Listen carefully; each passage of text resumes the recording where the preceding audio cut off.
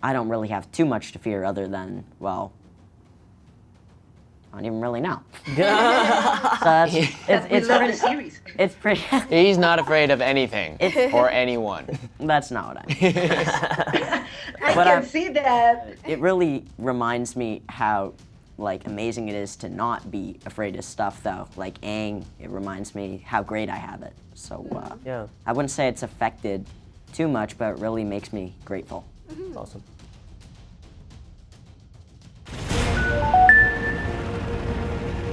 The past, the future, it all gets mixed up. Hi, Team Avatar. I'm Riva from Los 40 Mexico here. You know, it's so exciting to have you with us on De Película to talk about Avatar: The Last Airbender that's finally coming to live action. How are you? Oh, we're doing so good. Doing so good. Yeah. You love your energy. Yeah. And I'm going to start with Gordon.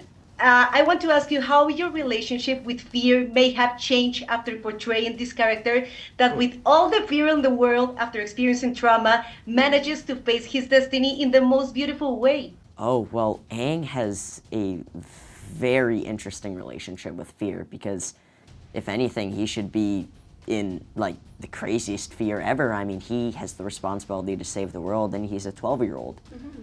I mean, I haven't really been impacted by that fear because, well, I mean, I don't really have too much to fear other than, well, I don't even really know. So it's pretty. He's not afraid of anything or anyone. That's not what I mean. I can see that. But it's very nice to. It really reminds me how amazing it is to not be afraid of stuff, though. Like Aang, it reminds me how great I have it. So Yeah. I wouldn't say it's affected too much, but it really makes me grateful. That's awesome. Kyle Wintio, love and hope fuels Katara's resilience and character. How did exploring her bonds with her brother, with Aang, with Jet, with Gran, and all the people she connects with help you understand her drive to protect others? And what lesson are you taking from her to your own life?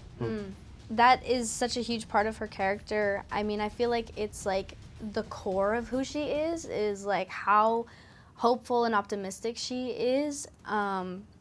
And I feel like that's something that we can all take from her. Definitely something that I've taken from her, to always try to see the good side of things, to be as open-minded as possible, you know.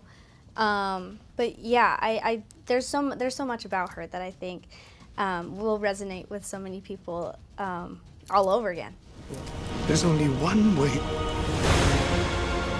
to keep it straight. Always remember who you are. Dallas, how was channeling Zuko's drama, and especially his anger, to feel his firebending, and of course, nailing the relationship with Iroh? That was crucial, and that's what we get to see in the series. Please enlighten us on how was working with Paul. Yeah, I mean, I think as far as all of the scenes with anger and drama and negativity, that was something that was hard to tap into, I think, because I was surrounded by such positive people all the time. And given Paul, Sen-Hyung Lee is not only is he so funny, but he's extremely supportive. So I really had to make sure that I did my homework, and whether it was journaling or trying to find the roots of Zuko's anger and make sure that it wasn't just spoon-fed to the audience, but it was something that they were able to understand. Yeah, Paul's great. I freaking love that guy. How could you not? I say this a lot, but he became a real-life uncle to me on set after just all the time that we had spent together, because I'm sure you've seen him and me are always together on camera. We're a pair, so I owe him everything. Ian, you have the difficult task to bring the sarcasm and comedy to the table. So real. How was playing with that balance of showcasing this, but also, as he's the older one, portraying the scars of the trauma he's faced? It's honestly such a privilege to get to play Sokka because he's such a meaty character. Yeah. Anyway, he's so dense, and he's got so many layers. Dense in the head too, but it's cool to be able to get to bring the humor and the sarcasm and like really embody the animated cartoon into a real life person, and what comes along with that responsibility is really making him human in those moments where, you know, relating to his sibling, like he is the protector of his village. Like that's a real guy. It's a real village. He's got kids to protect. He's trying to protect his little sister from keeping her away from keeping her away from what has hurt his village in the past, even though that might not be the smartest thing. And it's really cool watching Sokka and Katara's relationship evolve throughout the series, because it's just like watching your little sibling grow up, you know, in real life. It's like you're instead of pushing her down and trying to protect her through his own willpower, actually like empowering her and letting her like become more powerful than him even.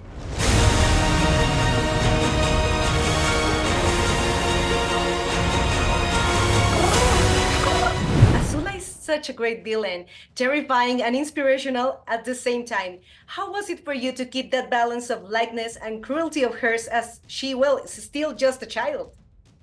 Ooh, what a great question. I think that how layered she is as a person was super fun to play around with. Yeah, she's definitely a character that puts up these walls, and in this first season we get to see behind that wall, or see the cracks within it, and start to see her start that journey of being this crazy villain, getting pushed to that breaking point, kind of. Yeah, a lot of complexities within her. It was so much fun. How channeling such a rich villains made you check on your own darker side? Oh, wow. Good question. I guess it made me check, like Zhao, I'm similar to Zhao in my looking out for signs and things that I feel speak to me that may or may not be actually speaking to me. So I think it checks me in maybe giving a second thought to what could be my own made up narrative. Yeah. Good answer. I wouldn't recommend Zula as kind of a role model, but it's I definitely commend her for her self-confidence and her ability to validate herself and to have this realization moment of, well, I know I'm the best, so I'm not gonna keep trying to prove that fact. Yeah, I think getting to play that kind of person that has that kind of acceptance of themselves and has that self-confidence was so healing, especially as a woman in power and surrounded by men. It was really cool to kind of see her hold her own, and while being so young. And yeah, it was really cool. You know, as a true fan of the animated series, I want to say, wow, your job is impeccable. Thank you for bringing your top game and your heart to this. Congratulations on your roles. Congratulations on Avatar: The Last Airbender. Thank you for being with us on De Película. Thank you Thank you so much. It means a lot. Yeah. Thank you. Have a great day. I love you. It's you, Gordon. There it is.